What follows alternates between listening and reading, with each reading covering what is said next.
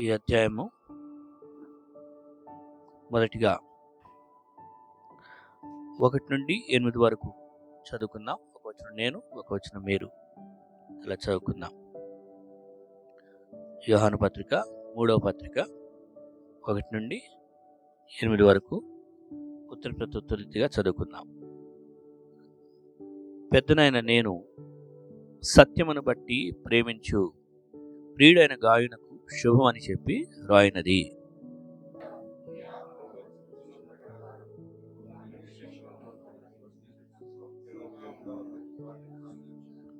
నీవు సత్యమును అనుసరించి నడుచుకొనుచున్నావు గనుక సహోదరులు వచ్చి నీ సత్య ప్రవర్తనను గురించి సాక్ష్యము చెప్పగా విని బహుగా సంతోషించితిని.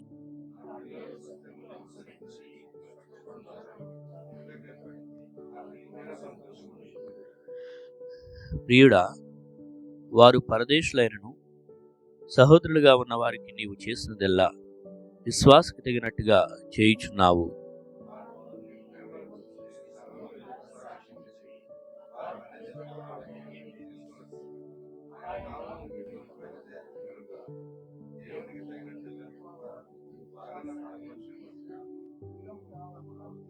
ఎనిమిదవ వచనం, మనం సత్యమునకు సహాయకులమవునట్టు అటు వారికి ఉపకారం చేయబద్ధులమై ఉన్నాము. దేవుడు స్వార్థం లేని దేవుడు, ప్రేమించే దేవుడు. నిస్వార్థంగా ప్రజలను ప్రేమించాడు. ప్రజలకి గొప్ప కార్యాలు చేశాడు. ఇప్పుడు ప్రజల విషయంలో కూడా ఆయన తనేమిటో ప్రజలు తెలుసుకొని దాని ప్రకారం జీవించాలి అని దేవుడు కోరుకునే దేవుడు. ఇక్కడ మనం చదువుకున్నటువంటి భాగంలో ఈ పత్రిక రాసినటువంటిది లేదు, యోహాను భక్తుడు యేసుక్రీస్తు వారితో కూడా ఉన్నవాడు. అపోస్తలులు ఉన్నారు కదా, యేసుక్రీస్తు వారు, యాకోబు సహోదరుడు అని యోహాను. సో ఈ యోహాను యేసుతో కూడా ఉన్నాడు. యేసుతో అనేక విషయాలు ఆయన ఎక్స్పీరియన్స్, అనుభవం కలిగిన వాడై ఉన్నాడు. ఆ తర్వాత యేసుక్రీస్తు వారు ఆరోహణమై వెళ్ళిపోయిన తర్వాత యేసు వెళుతూ వారికి ఏ బాధ్యత అయితే అప్పగించి వెళ్ళాడో ఆ బాధ్యత చేస్తూ ఉన్నాడు. మీరు సర్వలోకానికి వెళ్ళి సువార్త ప్రకటిస్తూ ప్రజల్ని దేవునిలోకి నడిపించమని చెప్పినప్పుడు ఆ విధంగా చేస్తూ జీవిస్తూ వచ్చాడు. ఆ యొక్క క్రమంలో జీవిస్తూ అనేక ప్రజల్ని ప్రోత్సహిస్తూ అలాగా ఈ పత్రికలు కూడా రాస్తూ ప్రజల్ని బలపరుస్తున్నాడు. ఇప్పుడు ఈ చదువుకున్నటువంటి ఈ పత్రిక కూడా ఒక సంఘంలో ఉన్నటువంటి వ్యక్తులకి, ఆ గాయు అనేటువంటి వ్యక్తి ప్రత్యేకంగా ఆయనకి రాస్తున్నటువంటి ఉత్తరంగా మొదటి వచనంలో మనకి అర్థమవుతుంది. ఇతడు యోహాను అనే భక్తుడు, వయసులో పెద్దవాడు, యేసుతో నడిచినవాడు, అందుకని ఇక్కడ పెద్దనైన నేను అని చెప్పుకున్నాడు. చెప్తూ సత్యమును బట్టి ప్రేమించు ప్రియుడైన గాయునకు అని శుభం అని చెప్పి రాస్తున్నాడు. ఇతడు ఏదో ఆశించి వాళ్ళని ప్రేమించలేదు. నేను వీళ్ళని ప్రేమిస్తే వీళ్ళు నాకేదో వస్తుందని కాదు, సత్యమును బట్టి ప్రేమించు. సత్యం ఏంటి అంటే చివరికి సత్యం ఎవరు? యేసుక్రీస్తు వారు ఏమన్నారు? నేనే సత్యం అన్నాడు. సో యేసును బట్టి, సత్యమును బట్టి అంటే యేసును బట్టి ప్రేమించు. అక్కడ సత్యమును బట్టి అన్నప్పుడు యేసును బట్టి, అంతే కదా, యేసే సత్యం. సో యేసును బట్టి మనం ఎవరినైనా ప్రేమిస్తున్నాము ఒకరిని అంటే కుటుంబంలో వారిని కావచ్చు, సంఘంలో వారిని కావచ్చు, బయట వారిని కావచ్చు. మన ప్రేమ ఏదో సెంటిమెంటల్గా మొహమాటం కొద్ది ఉండే కొద్దో, లేకపోతే ప్రేమించకపోతే ఏమనుకుంటారనో, లేకపోతే ఈ పలానా వ్యక్తితో మనం ప్రేమగా ఉంటే ఏదో మనకేదో లాభం చేకూరుద్దనే స్వార్థంతోనో కాకుండా మన ప్రేమ ఎలా ఉండాలంటే సత్యమును బట్టి ప్రేమించే ప్రేమై ఉండాలి. ఎందుకంటే ఈ లోకంలో ప్రేమలు చాలా రకాలుగా చూస్తూ ఉంటాం. ఇలా ప్రేమిస్తున్నారు, అబ్బా నేనంటే ఎంత ప్రేమ నుండి ఆ వ్యక్తికి, లేకపోతే పలానా వాళ్ళంటే నాకు చాలా ప్రేమ అండి, చాలా అంటారు.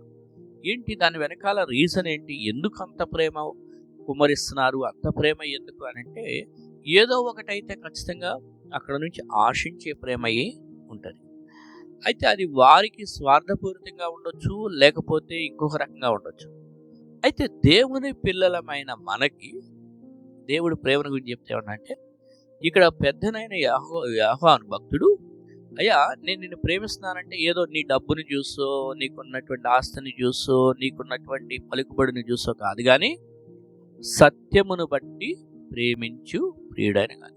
సో మన మధ్య ఎవరినైనా ఒకరిని ప్రేమిస్తున్నామంటే ఆ వ్యక్తి హోదాను బట్టు, ఆ వ్యక్తి యొక్క గొప్పతనాన్ని బట్టు, ఆ వ్యక్తి యొక్క మనం కొలవడనో, లేకపోతే ఈ లోకంలో మన పేరు గలవాడనో, మన ప్రాంతీయ అభిమానమనో వీటిని బట్టి కాదు మనం ప్రేమించేది. ప్రేమించవలసింది అది కాదు కానీ సత్యమును బట్టి అన్నప్పుడు దీని అర్థం ఏంటి? యేసును బట్టి. సో యేసును బట్టి అంటారు కదా, నేను ఈయన ముఖం చూసి ఆయన వదిలేశానని అంటారు కదా అక్కడక్కడ. అర్థమైందా? కొన్ని కార్లు చెప్పుకుంటూ ఉంటారు, నేను ఈయన ముఖం చూసి ఆయన వదిలేశానండి, లేకపోతే నేను ఈయన్ని చూసి అతనంటే అభిమానపడుతున్నానని అంటారు చూడండి. అలాగా మనము కూడా ఒకరిని ఒక్కరు ప్రేమించుకుంటున్నామంటే ఇది యేసును బట్టి ప్రేమించుకునేదై ఉండాలి. ఎందుకంటే మనం యేసుక్రీస్తు ఇప్పుడు పరలోకపు తండ్రి కూడా మనం చూస్తున్నప్పుడు ఎలా చూస్తున్నాడో తెలుసా? ఇక ఇప్పుడు మనం పాపులంగా ఆయన మనం చూడటం లేదు. ఇది చాలా ఇంపార్టెంట్. మీరు పత్రికల్లో చదివితే పత్రికలో మనకు అర్థమయ్యే విషయం ఏంటంటే, రోమీల పత్రిక, కొరింథీయులకు రాసిన పత్రిక, గలతీయుల్లో ఇవన్నీ చూసినప్పుడు పరలోకంలో ఉన్న తండ్రి మనల్ని ప్రేమిస్తున్నప్పుడు, మనం చూస్తున్నప్పుడు మనల్ని ఒక పాపులుగా, దోషులుగా, అలా చోట్ల అపవిత్రులుగా ఆయన ప్రభు అయిన యేసుక్రీస్తు వారి ద్వారా మనల్ని చూస్తున్నాడు. మధ్యవర్తిగా పరలోకంలో ఉన్న తండ్రి ఏం చేస్తున్నాడంటే మధ్యవర్తి అయిన, అంటే తన కుమారుడైన క్రీస్తు ద్వారా మనం చూస్తున్నాడు. ఇప్పుడు మనం ఎవరు అంటే వీఆర్ ఇన్ క్రైస్ట్ అని ఉంది. మనం క్రీస్తులో ఉన్నాం. ఇప్పుడు మనం క్రీస్తు నందు ఉన్నాం, క్రీస్తులో ఉన్నాం.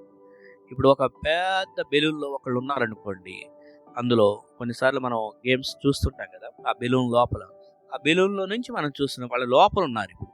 సో అలాగే ఇప్పుడు మన అందరినీ క్రీస్తు యేసునందు, క్రీస్తులో ఉంచాడు. ఎవరైతే క్రీస్తునందు విశ్వసించారో, క్రీస్తు నా పాపాల క్రీస్తులో చనిపోయాడని విశ్వసించి ఆయన అంగీకరించారో, రక్షణ పొందారో, ఇప్పుడు వారందరూ క్రీస్తులో ఉన్నారు, క్రీస్తు యేసునందు అని. ఆ పరలోకంలో ఉన్న తండ్రి ఇప్పుడు మనం చూస్తున్నప్పుడు కూడా క్రీస్తుకి వెలుపల మనం చూడటం లేదు. ఏమండి? క్రీస్తుకి వేరుగా మనం చూడట్ల, క్రీస్తులో మనలను అర్థం చేసుకుంటున్నామా? ఈ పాయింట్ ఇది బైబిల్ అంతా సూత్రం ఇది అనమాట. మన క్రొత్త నిబంధనలో పత్రికలు చదివితే పౌలు గారు క్లియర్గా ఎక్స్ప్లెయిన్ చేశారు ఈ పాయింట్. ఇప్పుడు మీరు జీవము క్రీస్తుతో కూడా దాచిబడి ఉంది అని. సో క్రీస్తులో ఉన్నాం. ఎఫెసీ పత్రికలో కూడా ఉంటుంది, మనం క్రీస్తులో, క్రీస్తునందు. సో క్రీస్తులో ఇప్పుడు క్రీస్తునందు ఉన్నాం. అందుకనే అతన్ని మనం చూసినప్పుడు క్రీస్తుని బట్టి మనం ప్రేమిస్తున్నాడు. ఎందుకంటే ఆల్రెడీ క్రీస్తు వచ్చాడు, మన కొరకు పరిహారం చెల్లించేసి. ఇప్పుడు మనం పాపం చేసామనుకో, ఇక సాతాను వెళ్ళి వాడు ఏం చేస్తాడు, వాడు అపవాది, నిందారోపణ చేయడానికి వాడి పని. ఇగో చూసావా నీ బిడ్డలని చెప్పుకుంటున్నారు, ఈ పాపం చేస్తున్నాడంటే అప్పుడు ఆయన ఏమంటాడు, ఇగో అడ్వకేట్, ఉత్తరవాదిగా యేసుక్రీస్తు వారు ఉన్నారు. ఇగో యేసుక్రీస్తు వారు రక్తం కాచాడు, యేసు రక్తం ద్వారా ఈ వ్యక్తి క్షమించబడ్డాడు. కాబట్టి ఇప్పుడు యేసును బట్టి ఆయన చూస్తున్నాడు. కాబట్టి ఈ అపవాది వచ్చి, సాతానుడు వచ్చి ఎన్ని చెప్పినా ఆ యొక్క నిందలు ఆయన స్వీకరించేవాడు కాదు. అర్థమైందా? సో ఇందు బట్టి ఇప్పుడు క్రీస్తుని బట్టి ప్రేమించడం అనేది కలిగి ఉండాలి. మన సంఘాల్లో కానీ, మన బంధాల్లో, మన యొక్క స్నేహ సహవాసాల్లో, సంఘం ఎస్పెషలీ సంఘ ప్రజల మధ్య, కుటుంబాల మధ్య, మనకి రక్త సంబంధికులు అయితే అయి ఉండొచ్చు, సొంత భార్యాభర్తలు అయితే అయి ఉండొచ్చు, తల్లిదండ్రులు పిల్లలు అయితే అయి ఉండొచ్చు. కానీ ఇప్పుడు మనం చూసేది ఎవరిని బట్టి వారిని అంటే యేసును బట్టి మనం ఆ దృష్టితో చూడాలి. యేసును బట్టి ఈ వ్యక్తి నా జీవితంలో, యేసును బట్టి ఈ సహవాసం నాకు, యేసును బట్టి నాకు ఈ స్నేహితుడు, యేసును బట్టి నాకు ఈ వ్యక్తి, యేసును బట్టి. ఇప్పుడు కూడా పెద్దగా నేను సత్యమును బట్టి అన్నప్పుడు యేసు అసత్యం అనే, ఎందుకంటే ఈ లోకంలో అసత్యం ఏంటంటే సాతానుడు అబద్ధికుడును అని ఉంది బైబిల్లో కదా. అబద్ధికుడు ఎందుకంటే స్టార్టింగ్లోనే వాడు వచ్చినప్పుడే అవ్వతో అబద్ధాలు మొదలుపెట్టాడు కదా. అవ్వ కూడా అబద్ధాలు చెప్పి మోసం చేశాడు. అసత్యము అబద్ధాలు సాతానుడు, కానీ యేసు సత్యం. అది మనం అర్థం చేసుకోవాలి. సో యేసును బట్టి ప్రేమించు అని ఉంది.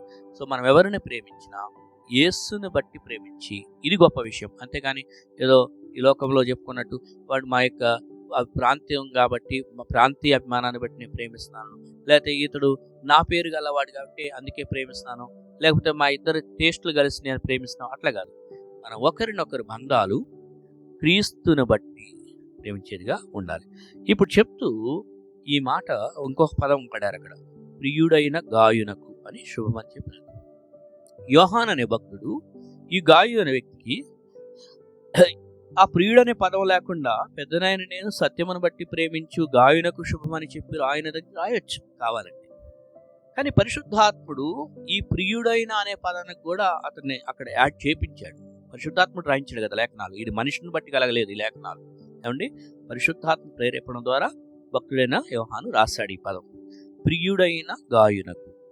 సో యోహాన్ అనే భక్తుడికి ఈ గాయు అనే వ్యక్తి ఏదో కేవలం జస్ట్ చర్చి మెంబర్ కాదు, ఏమండి, జస్ట్ ఒక ఫ్రెండ్ కాదు, జస్ట్ ఒక బంధువో లేకపోతే జస్ట్ ఒక మనిషో జస్ట్ ఒక కొలీగో కాదు. ప్రియుడు అనే మాట వాడు, ప్రియుడైన గాయు. ఈ బంధాలు చాలా గొప్పవి. ఈ అందరి మధ్య ఉండదు, అందరికీ అందరు ప్రియులు కాలేరు. ఎప్పుడు ఎవరికి ప్రియులు అవుతారంటే నిజంగా క్రీస్తు దృక్పథంతో, డివైన్ పర్స్పెక్టివ్, దైవ దృష్టితో ఆలోచిస్తూ జీవిస్తూ, దైవ దృష్టి ఆలోచన విధానముతో తలంపులు కలిగి ఒక వ్యక్తి పట్ల మరొక వ్యక్తి డీలింగ్స్ చేసుకుంటూ ఉంటారో వాళ్ళకి ఈ ప్రియమైన అనేటువంటి అటాచ్మెంట్ వస్తూ ఉంటుంది. అంటే ఆ ఈ మనసు దేవుడు ఆలోచించే రీతిలో ఆలోచన చేస్తూ దైవ ఆత్మ సంబంధమైనటువంటి విధానంలో వెళ్ళేవారికే ఈ ప్రియులు అని చెప్పుకుంటారు. యేసుక్రీస్తు వారికి కూడా 12 మంది శిష్యులు ఉన్నారు. యేసుక్రీస్తు వారి 12 మంది శిష్యుల్లో కూడా మళ్ళీ 3 డివిజన్స్గా చూస్తాం.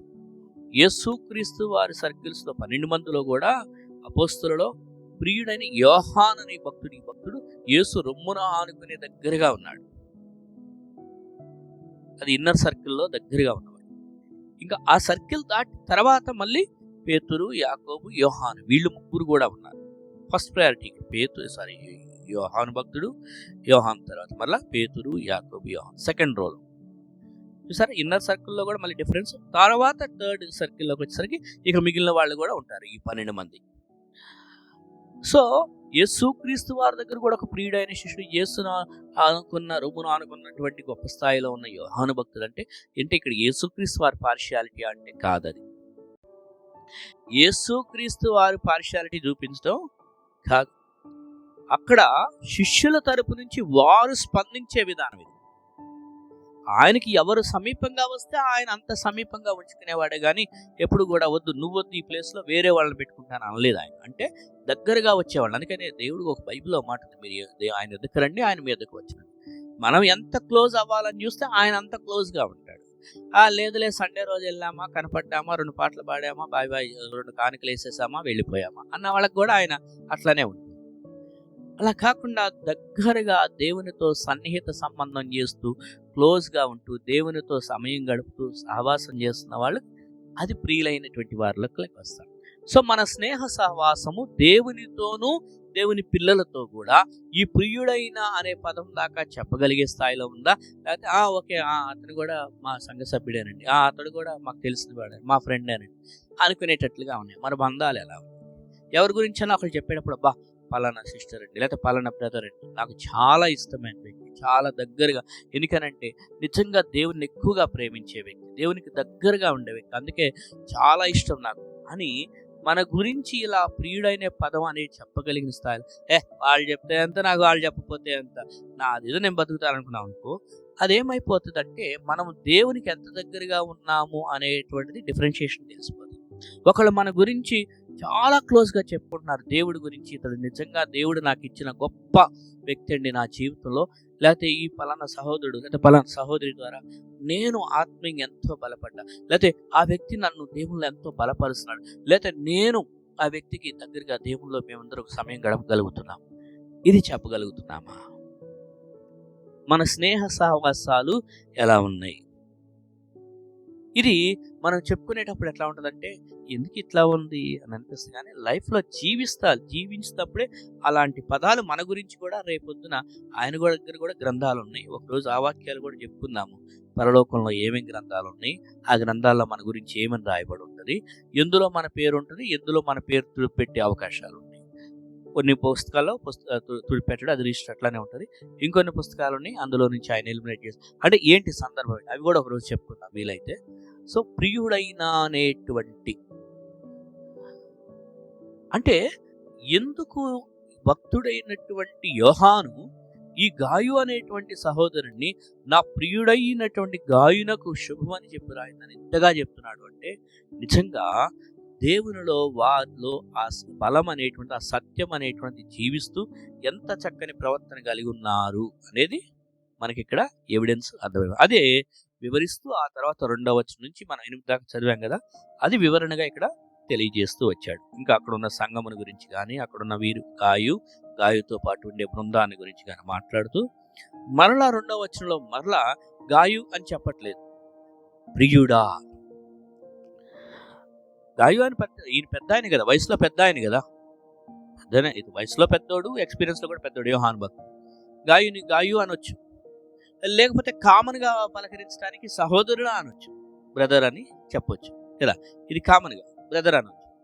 కానీ ప్రియుడా అనే పదంతో పలుకుతున్నాడు. సో మన జీవితంలో కూడా ఇలాంటి సాక్ష్యమును మనం పొందగలుగుతున్నామా దేవుని పిల్లలంగా? ఇది మనం ప్రశ్నించుకోవాలి.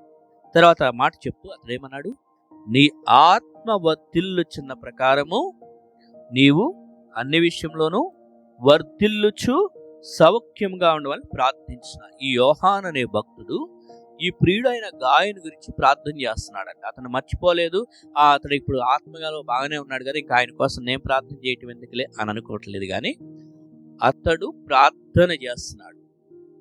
ప్రార్థన చేసే విధానం కూడా మనం చూస్తే ప్రియుడైనటువంటి వ్యక్తిగా ఎంచి అప్పుడు అన్నాడు, అయ్యా నువ్వు ఆత్మలో అయితే వర్ధిల్లుచున్నావు, రైట్, గుడ్, మంచి, నువ్వు ఆత్మలో వర్ధిల్లుచున్న ప్రకారం అంటే ఫస్ట్ ప్రయారిటీ ఆత్మ వర్ధిల్లటం కోసం. ఎందుకంటే ఆత్మలో క్షీణించిపోతే ఇక మిగిలిన ఎన్ని అభివృద్ధులు ఉన్నా కూడా వేస్ట్. అదేనా మనం చూస్తాం, చాలా మంది సాక్ష్యాలు చూస్తూ ఉంటాం, వాళ్ళకి అన్నీ ఉంటాయి కానీ ఆత్మలో వర్ధిల్లటం లేనప్పుడు అన్నీ ఉండి ఏం ప్రయోజనం అండి? కారు ఉండొచ్చు, ఇల్లు ఉండొచ్చు, భవనాలు ఉండొచ్చు, ఆస్తులు ఉండొచ్చు, బంగారం ఉండొచ్చు, బ్యాంకులో బ్యాలెన్స్ ఉండొచ్చు, పెద్ద పలుకుబడి ఉండొచ్చు, కానీ ఆత్మలో వర్ధిల్లటం జరగనప్పుడు అంటే ఆత్మ సంబంధమైనటువంటి ప్రార్థన, విశ్వాసము, వాక్యము, ఆత్మ సంబంధమైన సహవాసం, ఆత్మ సంబంధమైన సమాధానం, ఇందులో వర్ధిల్లటం జరగనప్పుడు ఇంక బయట ఎన్ని వర్ధిల్లితే మాత్రం ఏం ప్రయోజనం? అయితే అందుకని ఫస్ట్ అయితే ఇదిగో ఇతడి గురించి చెప్తూ నీవు ఆత్మ వర్ధిల్లుచున్న ప్రకారం, నీ ఆత్మ అయితే చక్కగా ప్రార్థనలో, వాక్యంలో, సహవాసంలో, సత్యంలో మంచిగా వర్ధిల్లుచున్నది, సంతోషం. అయితే వాటిలో వర్ధిల్లుచున్న ప్రకారము నీవు అన్ని విషయంలోనూ వర్ధిల్లుచున్నాడు. కొన్ని విషయంలో రాలేదు, అన్ని విషయంలోనూ వర్ధిల్లుచు. అంటే కొంతమంది ఏమంటారంటే ఇక నాకు పని వద్దు, జాబ్ వద్దు, సంపాదన వద్దు, ఏమి వద్దు, ఆ చర్చ్ దగ్గరికి వెళ్తా, అక్కడే ఉంటాను, బైబిల్ చదువుకుంటా, ప్రార్థన చేసుకుంటా, అక్కడేదో పెడితే తిని అక్కడే కూర్చుంటాను అంటారేమో. అది పద్ధతి కాదు, అది పద్ధతి కాదు, అది సాక్ష్యం కాదు. చెయ్యాలి, కష్టపడాలి, దేవుని కొరకు చేయాలి. అన్ని విషయాలలో, ఆరోగ్య విషయాల్లో వర్ధిల్లాలి, మనకున్నటువంటి సామర్థ్యత విషయంలో వర్ధిల్లాలి, దేవుడు మనకిచ్చిన తలాంతుల విషయంలో వర్ధిల్లాలి, దేవుడు మనకిచ్చిన కుటుంబ విషయంలో కుటుంబాన్ని వర్ధిల్లించుకోవాలి. తల్లిదండ్రులైనటువంటి వారు పిల్లల విషయంలో తల్లిదండ్రులు పిల్లలను పెంచగలిగి వర్ధిల్లించగలిగితేనే తల్లిదండ్రులు పిల్లలను కనాలి. వాళ్ళని పెంచలేనప్పుడు పిల్లల్ని కనకుండా వదిలేయటమే మేలు. అంటే వర్ధిల్లటం గురించి మాట్లాడుతున్నాను కాబట్టి ఇవన్నీ చెప్తున్నాను. వర్ధిల్లటం అంటే తల్లిదండ్రులు, పిల్లలు, కుటుంబము, సంఘము, ఆత్మీయత, సహవాసము, సంపాదన విషయంలో, ఆరోగ్య విషయంలో అట్లాగా వర్ధిల్లటము అంటే దీని అర్థం ఏంటి అంటే పై స్థాయికి ఇంకొద్దిగా మెట్టు ఎదుగుతూ ఉండటం, వర్ధిల్లటం. అయితే ఇక్కడ వర్ధిల్లటం ఒక వంతు, వర్ధిల్లటం అనే పదంతోనే వదిలేయాలి. అక్కడ వర్ధిల్లుచు అని అక్కడితోనే వదిలేయాలి. వర్ధిల్లుచు అని పక్కన ఇంకొక పదం యాడ్ చేయటం జరిగింది, సౌఖ్యముగా. ఏమంటే చాలా మంది వర్ధిల్లే వాళ్ళు చాలా మంది ఉంటారు. మీరు చూడండి, వర్ధిల్లే వాళ్ళు చాలా మంది ఉంటారు కానీ వాళ్ళకి సుఖం ఉండదు, సౌఖ్యం. ఎప్పుడు గదిలేండి వాళ్ళని ఏదో ఒక బాధ ఉంటూనే ఉంటుంది. పాష్ గారు అని చెప్పి ఏదో బాధలు చెప్పుకుంటే ఇట్లా మాట్లాడతారా అంటారేమో, కానీ నేను నిజాయితీగా ఇక్కడ వాళ్ళ దగ్గర చెప్తున్నాను, ఏదో ఒకటి. అన్ని బాగానే ఉన్నాయి కదమ్మా, దేవుడు నీకు మంచి ఉద్యోగం ఇచ్చాడు, అయ్యా దేవుడు నీకు మంచి ఉద్యోగం ఇచ్చాడు, అయ్యా దేవుడు నీకు మంచి సంపాదన ఇచ్చాడు, దేవుడు నీకు అన్నీ ఇచ్చాడు, ఇంకా ఏదో ఒక దుఃఖం ఉంటానేమో, సుఖం లేదు. ఎందుకనంటే అది సరైన విధానములో దేవుని చిత్తానుసారంగా ఆ కుటుంబం జీవించట్లేదు. కాబట్టి ఇది పక్కా 100% నేను చెప్తాను. ఆ కుటుంబము దేవుని చిత్తానుసారంగా జీవించట్లేదు కాబట్టి, మళ్ళీ చెప్తా, ఆ కుటుంబము దేవుని చిత్తానుసారంగా దేవుడు ఇష్టపడిన అడిగిన రీతిగా జీవించట్లేదు కాబట్టే ఇక ఆ కుటుంబంలో సుఖం అనేది ఉండదు. ఇది నిజం. కొద్ది కఠోరంగా ఉంటుంది. ఏంటి బ్రదర్ ఇట్లా మాట్లాడుతున్నారు?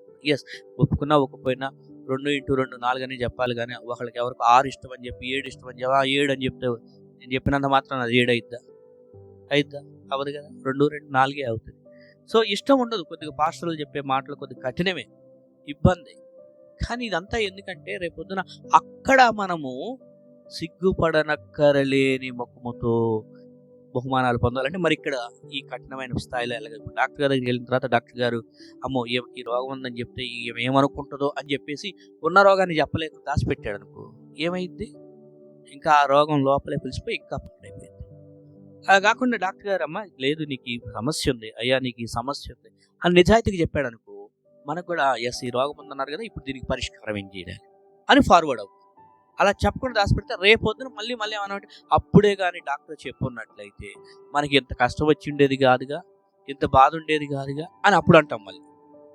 కాబట్టి పాస్టర్లుగా కూడా అందరూ కాదు, నేనంటే కొంతమంది ఉన్నది ఉన్నట్టు చెప్పడము మా బాధ్యత, నా బాధ్యత. చెప్పే మీకే చెప్తున్నానని చెప్పి ఏదో అంటారు రెండు లోకంలో సామెత, చెప్పేవాడికి వినేవాళ్ళు లోకం. అట్లా కాదు. ఈ బైబిల్ అనేది 2 అంచెల కట్టడం, చెప్పేవాళ్ళకి వినేవాళ్ళ అందరికి ఇది. సో ఇదేదో ఒకళ్ళ కోసం కాదు, లేకపోతే ఒకళ్ళతో కాదు, ఇది నిజం. నువ్వు సౌఖ్యంగా ఉండాలి అంటే దేవుని చిత్తానుసారంగా జీవించాలి. ఇశ్రాయేలు ప్రజలను ఐగుప్తు నుంచి విడిపించినప్పుడు చెప్పాడు. ఇక మీరు తర్వాత చదవండి, ద్వితీయోపదేశకాండ 28వ అధ్యాయంలో మీరు సౌఖ్యంగా జీవించాలి అంటే ఏమేం చేయాలి, ఎట్లా వర్దిల్లాలి. అట్లా మనం కొన్ని పాటిస్తే జీవితానికి కొన్ని రూల్స్ అండ్ రెగ్యులేషన్స్ ఉన్నాయి. అవి పాటించకుండా నేను ఏదో అయిపోవాలంటే మనం అవ్వం, అవి చేయాలి. అలాగా సౌఖ్యం వర్ధిల్లటం ఒక వంతు, సౌఖ్యంగా ఉండటం మరొక వంతు. కాబట్టి సౌఖ్యముగా అనే పదం మన జీవితాల్లో అది కూడా ఉండవాలనని ప్రార్థించుతున్నానని గాయు గురించి యోహాను భక్తుడు చెప్పాడు. ఇది మన విషయంలో మనము కూడా ఆత్మలో వర్ధిల్లాలి, అన్ని విషయాల్లో వర్ధిల్లాలి, అన్నిటితో వర్ధిల్లుతూ సౌఖ్యంగా ఉండేటట్టుగా ఉండాలి. ఇది మనకు వర్తిస్తుంది. మనతో పాటు ఏ విధంగా అయితే యోహాను అనే భక్తుడు గాయు గురించి ఇలాంటి ప్రార్థన చేస్తున్నాడో మనము కూడా ఇతరుల పట్ల ఇలాంటి ప్రార్థనలు చేయాలి. అయ్యా పలానా వ్యక్తి ఆత్మలో వర్ధిల్లాలి, అన్ని విషయాల్లో వర్ధిల్లాలి, సౌఖ్యంగా ఉండాలి, ఇలాంటి ప్రార్థనలు చేయాలి. కానీ దేవుడా ఆయన ఉద్యోగాన్ని తీసేసాయి, ఆయనకున్నది కోల్పోగొట్టాయి, వాడిని నాశనం చేసే అంటే యోహాను మనకు మీరు చదివారా కీర్తనకారుడు దావీదు అలాంటి ప్రార్థనలు చేశాడు కొన్ని సందర్భాల్లో.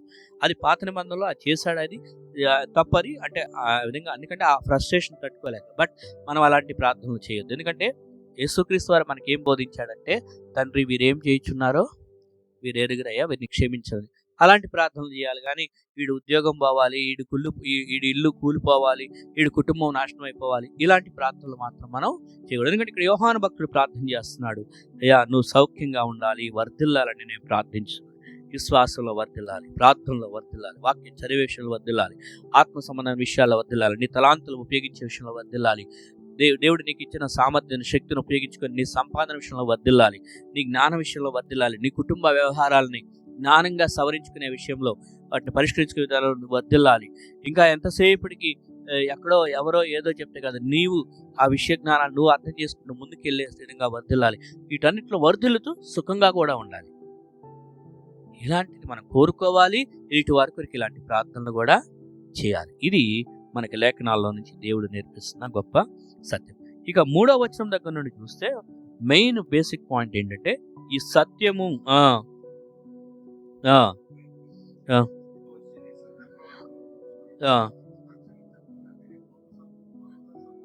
అది చాలండి. సో ఇక్కడ ఏంటంటే, అయ్యా నువ్వు సత్యాన్ని అనుసరించి నడుచుకుంటున్నావు, ఈ విషయంలో కన్ఫామ్ నాకు తెలుసు, నువ్వు సత్యాన్ని అనుసరించి నడుచుకొనిచున్నావు. ఇక్కడ అపోస్తలుడైన యోహాను భక్తుడు గాయుని గురించి మాట చెప్తున్నాడు. మన గురించి మరి సంఘ పెద్దలు కానివ్వండి, లేకపోతే దేవుల్లో ఉన్న సహోదరులు, ఫ్రెండ్స్ కానీ చెప్పగలరా, ఈ పలానా బ్రదర్, పలానా సిస్టర్ సత్యాన్ని అనుసరించి జీవిస్తున్నారు అని చెప్పగలరా? లేకపోతే ఏదో సంథింగ్ ఫిషీ జరుగుతుంది వీళ్ళ కుటుంబంలో, లేకపోతే వీళ్ళ జీవితంలో అని చెప్పగలరు. ఎందుకంటే మనం లోకం మనల్ని ఏం చేస్తుంటుంది, చూస్తూ ఉంటుంది. మనం ఎంత వద్దనుకున్నా లోకము చూస్తుంటుంది, సంఘము చూస్తుంది. వాళ్ళెవరు నన్ను చూడటానికి, నన్ను పట్టించుకోవడానికి అంటామేమో. మరి ఇక్కడ భక్తుడు ఈయన గురించి చెప్తున్నాడు, అయ్యా నువ్వు సత్యాన్ని అనుసరించి నడుస్తున్నావు అన్నాడంటే ఈయన గమనిస్తున్నాడనే కదా దీని అర్థము. గమనిస్తున్నాడు. ఇంకొక అర్థం ఏంటంటే ఈయన మాత్రమే కాదండి, ఇక్కడ సహోదరులు వచ్చి నీ సత్య ప్రవర్తన గురించి సాక్ష్యం చెప్పగా విని బహుగా సంతోషించింది. సో ఇతర సహోదరులు కూడా నిన్ను గూర్చిన నీ ప్రవర్తన గురించి, నువ్వు ఎలాంటి వ్యక్తివో, నువ్వు ఏ విధంగా మాట్లాడతావు, నువ్వు ఏ విధంగా ప్రవర్తిస్తావు, నువ్వు ఏ విధంగా జీవిస్తున్నావు, నీ సాక్ష్యం ఏంటి అనేది బయట చెప్పినప్పుడు అది సంతోషించదగిన స్థాయిలో ఉందా? ఒకళ్ళు నా గురించి ఏం చెప్పుకుంటే నాకెందుకండి అని అంటామేమో. కానీ దేవుని బిడ్డలంగా మన సాక్ష్యం అయితే దీన్ని బట్టి చూస్తే అవసరం కదా మరి. ఎందుకంటే నీ సాక్ష్యాన్ని బట్టి, ఎందుకని లోకమునకు మీరు వెలుగయ్యున్నారు. వెలుగు అంటే ఏం చేస్తుందంటే వెలుగు కనపడుతుంది, చీకటిని తీసేస్తుంది వెలుగు. అట్లా మీరు లోకానికి ఉప్పై ఉన్నారు. సో మరి ఆ పదాలేంటి? ఈ సాక్ష్యం కాదా ఇవన్నీ? ఏ విధంగా ఉంది మన వెలుగు, ఏ విధంగా ఉంది మన ఉప్పు, మన సాక్ష్యం ఏ విధంగా ఉంది? నలుగురు మన గురించి ఏం చెప్పుకున్నారు? అబ్బో ఈ వ్యక్తి అబ్బో భలే పిసినారదండి, కాకి కూడా ఇట్లా అంటే మళ్ళీ ఆ ఎగ్గుల మీదకి అక్కడ కాకి తింటారేమో అని చెప్పి అనుకొని ఆ తర్వాత ఇట్లా కాకి తింటాడు అంటే లోకంలో సామెత చెప్తున్నారు, అర్థమైందా? సో అట్లా చెప్పుకుంటున్నారా మన గురించి? పలానా కుటుంబం అండి దేవుని కొరకు ఎంత త్యాగం చేస్తుంది, పలానా సహోదరుడు అండి దేవుని కొరకు ఎంత సత్యంగా నిలబడుతున్నాడు, పలానా కుటుంబం అండి, లేకపోతే పలానా సంఘంలో పలానా వ్యక్తి అండి అసలు ఎంతగా దేవుని ఇదిగా సాక్ష్యం నిలబడ్డాడు, ఎలాంటి పరిస్థితి వచ్చినా దేవుని విడిచిపెట్టలేదు అని చెప్పుకోగలుగుతున్నారా? యోబుని గురించి ఈ రోజు చెప్పుకుంటున్నాం. యోబు అండి అసలు ఎన్ని కష్టాలు వచ్చినా కూడా నిజంగా దేవుని స్తుతిస్తూ వచ్చాడు. వాళ్ళ భార్య వచ్చి దేవుడు లేడు, ఏం లేదు, నోరు మూసుకోండి, నువ్వు నోరు మూసుకో, దేవుని స్తుతించాలని చెప్పాడు. అంత గొప్పగా ఈరోజు యోబుని యోసేపు అండి అసలు ఎలాంటి పరిస్థితి వచ్చింది, ఎన్ని కష్టాలు వచ్చినాయి, సొంత అన్నలే ఆయన ఇబ్బంది పెట్టారు, అయినా కూడా నిజంగా ఆయన దేవునిలో నిలబడ్డాడు అని ఈ రోజుకి చెప్పు. మరి మన గురించి కూడా సాక్ష్యం అనేది మనం వద్దనుకున్నా బయట మన గురించి చెప్పుకునే వాళ్ళు చెప్పుకోవాలి, చెప్పుకుంటారు, నువ్వెంత వద్దనుకున్నా కూడా.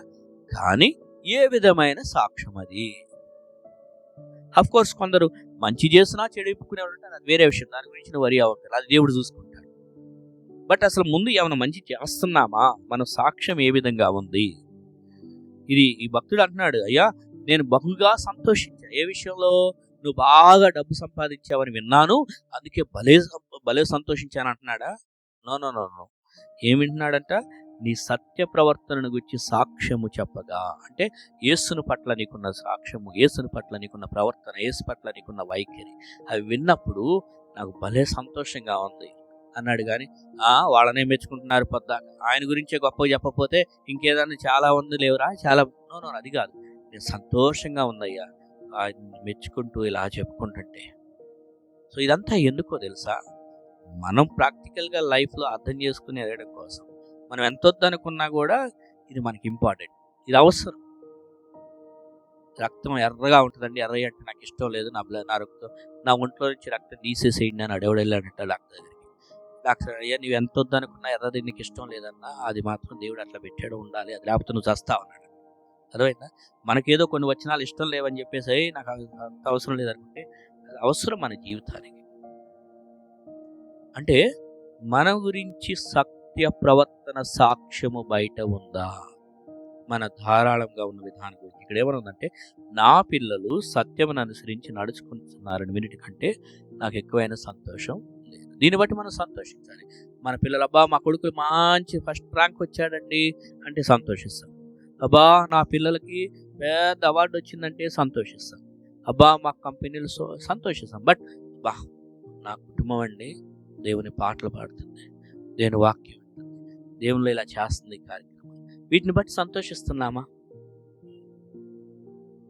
వీటిని బట్టి సంతోషించాలి. అవి చేయకపోతే బాధపడాలి, అయ్యో ఇవి చేయలేకపోతున్నాను నేను అనేది బాధపడాలి. ఏం చేస్తున్నాం? దేవుడు మనకి శక్తినిచ్చాడు, బలం ఇచ్చాడు, ఆరోగ్యం ఇచ్చాడు, కంటి చూపునిచ్చాడు. ఇవన్నీ లేనోడు బాధపడుతున్నాడు. అయ్యో నాకు కూడా కాళ్ళుంటే నేను కూడా నడుస్తూ వెళ్ళి మందిరానికి వెళ్ళి ఆరాధన చేసుకునేవాడిని కదా, నాకు కూడా కళ్ళుంటే వాక్యం చదువుకునేవాడిని కదా, లేకపోతే నాకు కూడా చదువు వస్తే వాక్యం చదువుకునేవాడిని కదా. కానీ చాలామంది లేనోళ్ళు బాధపడుతున్నారు. ఉన్నవాళ్ళు మనం ఏం చేస్తాం?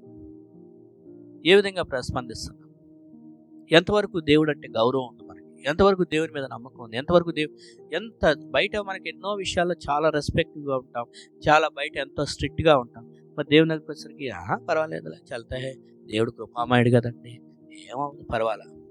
కానీ ఒకరోజు మనం పరిష్కారం దానికి సంబంధించిన అంటే ఏమి విత్తుతామో అదే పంటను కోస్తామని ఉంది కదా, దాని ఫలం అనుభవించక తప్పదనమాట.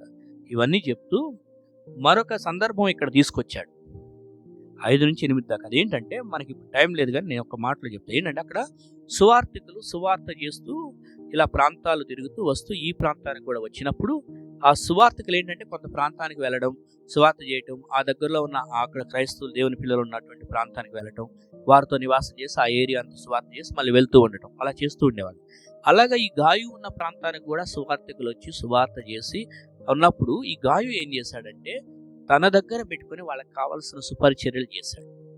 అదే ఈ 5 నుంచి 8 దాకా మాట్లాడిన విషయంలో అతడు వర్ణిస్తూ ఏం చెప్పాడంటే, అయ్యా నీవు చేసినదల్లా, సహోదరులుగా ఉన్న వారికి నీవు చేసినదల్లా విశ్వాసగలట్లు నాకు అర్థమైంది. నీ ప్రేమను గురించి సంఘం ఏంటి సాక్ష్యం. ఇందాకేమో నీ సత్యం ప్రవర్తన గురించి సాక్ష్యం అని చెప్పాడు, ఇప్పుడు నీ ప్రేమను గూర్చి అని చెప్పాడు. ఎందుకంటే వాళ్ళ విషయంలో అతడు చక్కగా అన్ని ఏర్పాట్లు చేసి మంచిగా చూసుకొని వాళ్ళు ఉన్నన్ని రోజులు వారిని ఎలా పంపాడంట, ఎలా వెళ్ళారు? చివరిలో 7వ వచనంలో ఆయన నామం నిమిత్తము బయలుదేరిరు గనుక దేవునికి తగినట్టుగా నువ్వు వారిని సాగనంపిన ఎడల నీకు యుక్తముగా ఉంది. మంచిగా అలా చేసి పంపించాడు. అంటే ఈ సువార్థికులు వచ్చి ఆయనతో సమయం గడిపి కొంతకాలం ఉండి ఆ ఇంట్లో ఉండి ఆయనతో చక్కగా పరిచయం చేసి వెళ్తున్నప్పుడు సంతోషంగా వెళ్ళారు, కానీ దుఃఖంతో వెళ్ళాలి ఆ ఇంట్లో నుంచి. ఏమండి, ఎవరైనా ఒక దైవజనులు కానీ దేవుని బిడ్డలు కానీ మన ఇంటికి వచ్చి సంతోషంగా వెళ్ళగలుగుతున్నారా, దుఃఖంతో వెళ్తున్నారా? ఇది మాత్రం మీరు ఇష్టపడినా ఇష్టపడకపోయినా నేను మళ్ళీ క్వశ్చన్ చేస్తున్నా, మీరు ప్రశ్నించుకోండి. ఒక దేవుని బిడ్డగా ఎవరైనా ఒక సంఘ సభ్యుడు కానీ ఒక దైవ సేవకుడు కానీ మన ఇంటికి వచ్చి మనతో గడిపిన సమయం తర్వాత దుఃఖంతో వెళ్తున్నాడా ఆ వ్యక్తి, సంతోషంగా పంపుతున్నామా అనేది ఎవరికి వాళ్ళు ప్రశ్న. సంతోషంగా పంపించడం అంటే ఏదో ఇంత ఇచ్చేసి మంచిగా ఏదో పెట్టుకోండి అని చెప్పేసి పర్సనల్ అని పంపించడం కాదు. అది కాదు నేను మాట్లాడేది, తప్పుగా అర్థం చేసుకోవద్దు. అలా పెట్టారండి బ్రదర్, మంచి పెద్ద కవరే పెట్టారు, అవి కాదు సంతోషంగా పంపించడం అంటే. మాట్లాడిన మాటలు, ఆ సమయంలో ఆ సహవాసం, ఆ టైంలో ట్రీట్ చేసిన విధానం ఏ విధంగా. ఏమండి, దైవజనులు పిచ్చోళ్ళు కాదు, దేవుడు ఆత్మ ప్రేరేపణిస్తాడు. ఈ కుటుంబంతో మా గడిపే, ఈ కుటుంబం మనతో పైకి ఒక రకంగా ఉండి లోపల ఒక రకంగా ఉన్నారా, హానెస్ట్గా చాలా నిజాయితీగా ఉన్నారా అనేది దైవజనుడే కాదు దేవుని బిడ్డలకి ఆ చూపును ఆ యొక్క గ్రహింపునిస్తాడు. ఒకరు మన ఇంటికి వచ్చి వెళ్తున్నారు అంటే, లేకపోతే మన దగ్గరకు ఒకరు వచ్చి వెళ్తున్నారంటే వారిని మనం సాగనంపే విధానం ఎలా ఉంది? ఏదో పెద్ద షాల్వా కప్పి మనకు సన్మానాలు చేసి పంపించాలని కానే కాదు అర్థం. ఆ వ్యక్తితో మనం మాట్లాడిన మాటలు, ఆ వ్యక్తిని మనం ట్రీట్ చేసిన విధానము యేసుకు చేసినట్లుగా చేస్తున్నాం. ఎందుకనంటే గ్లాసులు మంచినీళ్ళు ఇచ్చిన నా ప్రవక్తలకి దానికి ఎంతో బహుమానం ఉన్నాడు పరలోకంలో. చేసే విధానం హృదయపూర్వకంగా చేస్తున్నాం. అబ్బా చేయకపోతే బాగోదు, మళ్ళీ అక్కడికి వెళ్ళి బ్రదర్ అక్కడ చెప్తాడు, అబ్బో బ్రదర్ మీరైతే బాగా చేసుకుని వాళ్ళు చేయలేదు, మళ్ళీ లేకపోతే వాళ్ళు చేశారు. ఇది ఒకటి కూడా మానేయాలి. ఏంటంటే ఆ సిస్టర్ చూస్తారండి, మంచిగా చూస్తారు, ఇవన్నీ కాదు, ఆ కథలు కాదు. దేవుడు మనకి ఎక్కడ ఎంత స్థితి ఇస్తే ఆ స్థితిని బట్టి దేవుడు వాళ్ళకి మళ్ళీ బహుమానిస్తాడు. కానీ అక్కడ నుంచి మనం దుఃఖంగా వెళ్ళామంటే మాత్రం అది దేవుడు చూసుకుంటాడు. ఇదంతా అదే చెప్పాడు. సాగనంపే విధానం ఎట్లా ఉండాలంట, వారిని సాగనంపిన నీకు యుక్తముగా ఉండును, నీకు యుక్తంగా ఉంటుంది.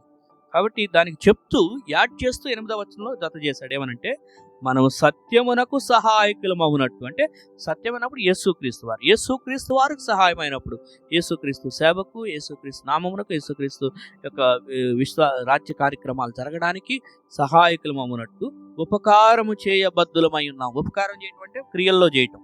ఓకే, మనం 10 రూపాయలు ఖర్చు పెడితే అమ్మో ఏమైపోయిద్దో అనుకుంటాం. ఎందుకులే ఈ 10 రూపాయలు దాచిపెట్టుకుంటే మనకి దేనికన్నా రావా, ఈ 100 రూపాయలు ఇప్పుడు అంత అవసరమా అది ఇంత కొనియటం, వద్దులే. ఏమండి, దేవుని కోసం మీరు 10 రూపాయలు ఖర్చు పెడితే, అంటే 10 రూపాయలనే కాదు నేను అంటుంది, దేవుని కోసం మీ సమయం, దేవుని కోసం మీ డబ్బు, దేవుని కోసం మీ జ్ఞానం, దేవుని మీకు ఆరోగ్యం, దేవుడి కోసం మీరు గడిపే క్షణాలు, వీటిని ఏది ఖర్చు పెట్టినా దేవుడు వాటిని రుణం ఉంచుకోడు. నా లైఫ్లో నేను చూశాను, కొంతమంది ఇవ్వడానికి చేయడానికి ఏదో ఎంతో ఆలోచన చేసి దాన్ని మళ్ళీ చేసిన తర్వాత ఎంత చెప్పుకుంటారు. మేము ఎంత చేసామో తెలుసా? అదొద్దు. చేసామా అయిపోయింది, అక్కడితో దేవుడు చూసుకుంటాడు. దేవుడు బో నేనేం చేశాను అనేది వద్దు, లేకపోతే బో అనుకోవద్దు. దేవుని కోసం మనం ఇంకొకటి ఎంతో చేస్తే అది దేవుడు అప్పుడే మెచ్చుకుంటాడు అనుకోవద్దు. 2 కాసులు వేసిన వాళ్ళని కూడా యేసుక్రీస్తు వారు ఏమన్నాడు? ఆమె ఎక్కువ వేస్తున్నాడు. అంటే ఇక్కడ పాయింట్ ఏంటంటే హృదయపూర్వకంగా చేయటం గురించి మాట్లాడుతున్నాడు. పాయింట్ ఏం చేస్తున్నాం దేవుని కొరకు ఉపకారం ఏం చేస్తున్నాం? వస్తున్నాము, వాక్యం వింటున్నాం, ప్రార్థన చేసుకున్నాం, ఓకే. ఎప్పుడైనా ప్రేయర్ రిక్వెస్ట్ బ్రదర్ ప్రే చేయండి, పలానా ఫ్యామిలీ రిక్వెస్ట్, ఓకే రైట్. ఏదైనా సంఘం ఏదైనా ఓకే రైట్. ఏంటి అసలు ఏం చేస్తున్నాం దేవుని కొరకు? ఎవరి కోసం ఉన్న ప్రార్థనలో గడుపుతున్నామా? ఒక అరగంట సమయం గడుపుతున్నానా? అయ్యో పలానా ఫ్యామిలీకి బాగోలేదంట, అయ్యో పలానా ఫ్యామిలీకి పలానా సిస్టర్ గారికి లేకపోతే పలానా అతను రక్షణ పొందలేదంట, అయ్యా నేను ఈ వారం రోజులు ఆ వ్యక్తి రక్షణ కోసం నేను ఉపవాసం ఉండి ప్రార్థన చేస్తాను, లేకపోతే అయ్యా పలానా ఫ్యామిలీ కోసం నేను ఈ వారం రోజులు ఆ కుటుంబం దగ్గరికి వెళ్ళి వాక్యంలో వాళ్ళని నేను ఆదరిస్తాను అని ఇలాంటి ఏమైనా త్యాగాలు చేస్తున్నామా? లేకపోతే ఆ సిస్టర్ అట్టంట కదా బ్రదర్ మీకు తెలిసిందా, వాళ్ళు ఇల్లే తీసుకున్న వాళ్ళు చేశారంట, ఆ కథలన్నీ పక్కన పెట్టి అసలు నేనేం చేస్తున్నా, దేవుని కొరకు నేనేం చేస్తున్నా, నా సత్య ప్రవర్తన గురించి నా ప్రేమను గురించి సాక్ష్యం ఏ విధంగా ఉంది? ఇది మనకు మనం పరీక్ష చేసుకోం. ఇంకా అనేక విషయాలు ఉన్నాయి కానీ ఇప్పుడు సమయం లేదు. కానీ గాయులాగా మంచి సాక్ష్యం పొందిన వ్యక్తిగా నీవు నేను ఒక రోజున ఆ గాయు ప్లేస్లో ప్రియుడైన గాయునకు అని చెప్పిన ఆ సాక్ష్యం ఏదైతే ఉందో మీ పేరు నా పేరు దేవుడు ఒక రోజున పరలోకంలో గ్రంథాల్లో చూపించాలనుకుంటే మనకి ఇక్కడ రోల్ మోడల్గా ఎట్లా జీవించాలో చూపించాడు. కాబట్టి ఇలా జీవించుదాం. అప్పుడు దేవుడు మనల్ని ఆ విధంగా ఆ గ్రంథాల్లో అక్కడ రాస్తాడు. దేవుని కొరకు సత్యమును బట్టి, మనుషుల కోసం కాదు, ఎవరో పాస్టర్ గారి కోసమో సంఘంలో ఉన్న వారి కోసమో కాదు, దేవుని సత్యమును బట్టి యేసు కొరకు అలా జీవితం. అటువంటి కృప దేవుడు మనకు దయచేయను గాక. ప్రార్థన చేసుకుని మరి ముగించుకుందాం. పరిశుద్ధుడైన తండ్రి, ప్రేమగల దేవ, మహోన్నతుడా, ఈ ఉదయకాల సమయంలో నీ సన్నిధికి తీసుకొచ్చావు, నీ మాటలు మాకు వినిపించావు, నిన్ను ఆరాధించుకునే అవకాశం ఇచ్చావు. అలాగే బలలో పాల్గొని క్రీస్తు శిలువ కార్యాన్ని జ్ఞాపకం చేసుకునే గొప్ప తరుణం ఇచ్చావు. నీకు వేలాది వందనాలు, స్తోత్రాలు అయ్యా.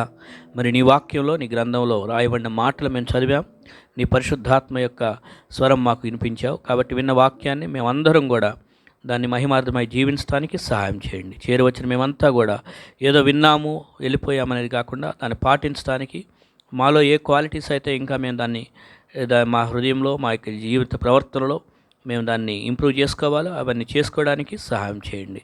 ఒకరోజు మేము నీ ఎదుట నిలబడాలి. ఆ రోజు మేము సిగ్గుపడనక్కరలేని సాక్ష్యం కలిగి ఉండాలంటే ఈ భూమి మీద ఉండగానే సరి చేయబడాలి. కాబట్టి నువ్వు మమ్మల్ని సరి చేస్తున్న విధానాన్ని బట్టి నీ స్తోత్రాలు. చేరువచ్చిన ప్రతి సహోదరుడు సహోదరుని పేరు వరుసన మీరు ఆశీర్వదించండి. వారి యొక్క ఉద్యోగాల్లో, వారి చదువుల్లో, వారి ఆరోగ్య విషయాల్లో, కుటుంబ విషయాల్లో, ఆర్థిక పరిస్థితుల్లో, అన్ని విషయాల్లో నీ వర్ధలింపజేయమని కోరుకుంటూ, సంఘ బిడ్డలందరినీ విశ్వాసంలో ఇంకా బలపరచమని కోరుకుంటూ, మరలా వారు ఇచ్చిన కానుకను బట్టి కూడా నీ యొక్క మహిమార్థమై వాడుకొని వారికి రావాల్సిన ఆశీర్వాదాలు మెండుగా దయచేయమని కోరుకుంటూ, నిశ్చితమైతే మరలా ఆదివారం కలుసుకోవడానికి మా అందరికీ మెండుగా దయచేయమని, తండ్రి కుమార పరిశుద్ధాత్మ యొక్క సహవాసం ఎల్లప్పటికీ మాకు నిలిచి ఉండేట్లు చేయమని మా ప్రియరక్షకుడైన యేసు నామములో ప్రార్థించి వేడుకొనుచున్నాము తండ్రి. Amen, amen. Praise Lord. అందరికీ వందనాలు. Praise lord.